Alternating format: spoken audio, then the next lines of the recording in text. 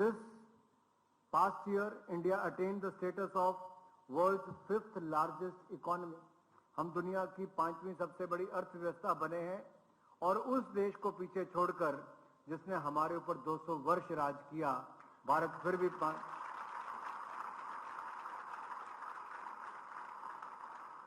We are third globally in terms of number of startups.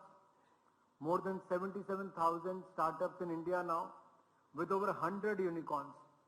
जब दुनिया महामारी से लड़ रहा था, भारत के युवा अपने प्रयासों से, अपने पुरुषार्थ से, अपनी कंपनियों को जो स्टार्टअप्स थी, न केवल उनको आगे बढ़ाया बल्कि इस कोविड काल में 50 स्टार्टअप्स यूनिकॉर्न का दर्जा प्राप्त की है और 100 से ज्यादा यूनिकॉर्न्स आज भारत में है।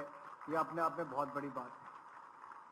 We are third most attractive investment destination for technology transactions in the world. Our UPI platform, if you have read the news recently, the transactions have crossed 7 billion last month. यानी कि 728 करोड़ से ज्यादा transaction हुई और 12,82,000 करोड़ रुपए की transaction UPI Bhim platform के माध्यम से डिजिटल ट्रांजैक्शन हुई हैं। ये उस देश में जहां पर कहा जाता था कभी कि ये सपेरों का और भिखारियों का देश, वहां पर आज देखिए हम बहुत सारे देशों से आगे निकल चुके हैं। तो हमें अपनी उन बातों को बताना है दुनिया को जो हमने करके दिखाया है। India occupies the third rank in terms of number of PhDs awarded in science and engineering and we are investing more in the science and engineering research and development. India has witnessed a steep increase in telephone subscriptions in the country. There is an exponential rise in the internet and broadband penetration in the country.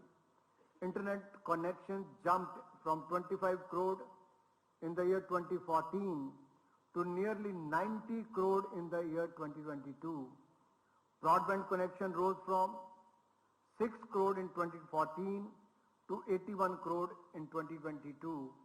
ये तब हो पा रहा है जब Bharat technology को उपयोग भी कर रहा है और भारत के युवा इस टेक्नोलॉजी के माध्यम से सर्विसेज देने का काम भी कर रहे हैं।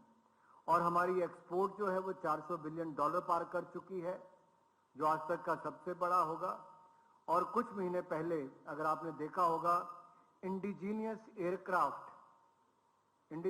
एयरक्राफ्ट कैरियर INS विक्रांत, ये भी आत्मनिर्भर भारत की एक पहचान है जो नरेंद्र मोदी जी ने देश को सौंपने का काम किया है।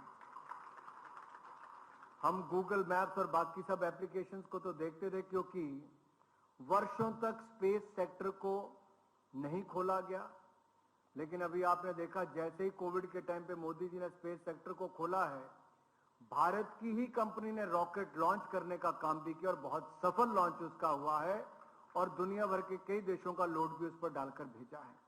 इसी तरह से डिफेंस सेक्टर भी एक तरह से बंद ही था, हम दुनिया पर निर्भर थे और आत्मनिर्भर करने का काम वहां पर भी किया गया। आज 400 से ज्यादा प्रोडक्ट डिफेंस सेक्टर के हिंदुस्तान में बनते हैं। जहां भारत आयात करने वाला देश था, इस साल हमने लगभग 30,000 करोड़ का निर्यात करने की स्थिति में हम लोग आ गए हैं। तो जब दुनिया भर के देश के लोग यहां पर आएंगे तो हम ये भी कह सकते हैं, जहां एक और भारत ने खेलों में भी शानदार प्रदर्शन किया, हम ओलंपिक्स में भी आज तक के सबसे ज्यादा मेडल जीतने में सफल हुए, पैरालंपिक्स में और डेफ ओलंपिक्स में। तो कॉमनवेल्थ गेम्स में भी जैसे शूटिंग इस बार खेल नहीं था, 16 मेडल हमारे उसमें थे लेकिन नहीं था, उसके बावजूद भारत ने 61 मेडल जीते और 22 गोल्ड जीते हैं, जो अपने आप में बहुत कुछ कहता है। 73 वर्ष में भारत ने कभी बैडमिंटन में थॉमस कप नहीं जीता था, इस बार गोल्ड मेडल भी भारत ने उसमें जीतने का काम किया है। We have progress across sectors towards the goal of Atmanirbhar Bharat and with the spirit of Ek Bharat श्रेष्ठ भारत।